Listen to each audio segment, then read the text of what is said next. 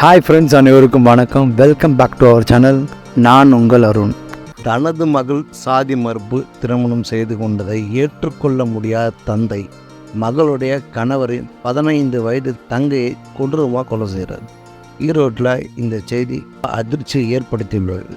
இப்போதெல்லாம் பார்த்தீங்கன்னா யார் சார் சாதி பார்க்குறாங்க என்ற பல பேர் கேள்வி கேட்பேன். ஆனால் சாதியும் தீண்டாமையும் இன்னும் நீடித்து வருகிறது என்பதை ஆணவ கொலைகள் அடிக்கடி மெய்ப்பித்து வருகின்றன. அப்படி ஒரு சம்பவம் தான் ஈரோடு மாவட்டத்தில் நேற்று நடந்திருக்கு. ஈரோடு மாவட்டம் பவானி சாகர் அருகே ஏரங்காட்டூர் குருவாயூரப்பன் நகரைச் சேர்ந்த பட்டியலின் இளைஞர் சுபாஷ் 24 வயது.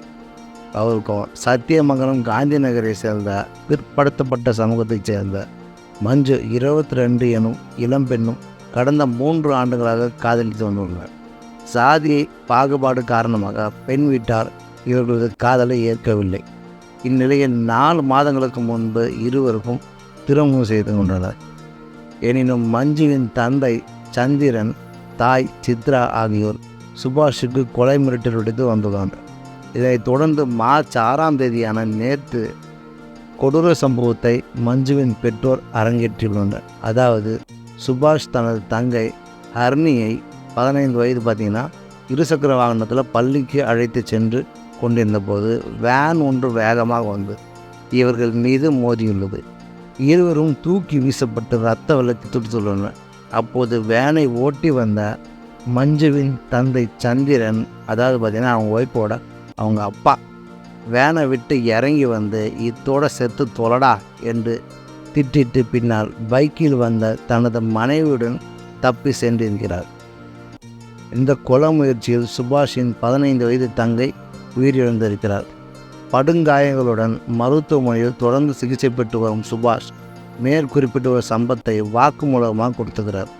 வாக்குமூலத்தின் அடிப்படையில் பவானி சாகர் காவல் நிலையத்தில் SC, SD வன்கொடுமைகள் தடுப்பு சட்டம் உள்பட பல பிரிவுகளில் சந்திரன், சித்ரா மீது வழக்கு பதிவு செய்யப்பட்டது.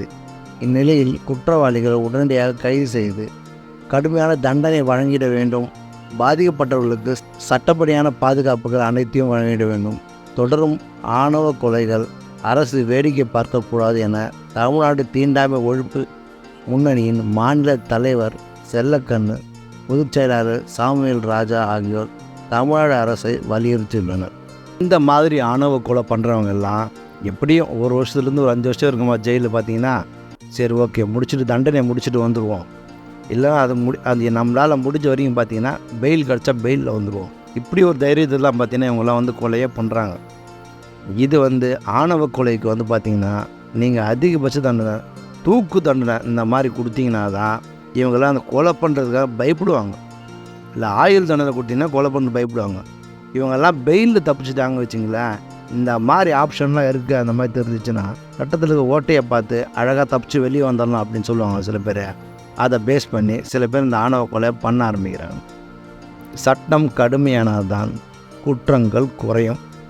இந்த வீடியோ உங்களுக்கு பிடிச்சிருந்தால் லைக் பண்ணுங்கள், உங்கள் ஃப்ரெண்ட்ஸ் ஃபேமிலிக்கு ஷேர் பண்ணுங்கள், சப்ஸ்கிரைப் பண்ணுங்கள், பெல் பட்டன் ப்ரெஸ் பண்ண மறந்துடாதீங்க. அடுத்தது ஒரு நல்ல வீடியோவில் மீட் பண்ணுறேன். நான் உங்கள் அருண்.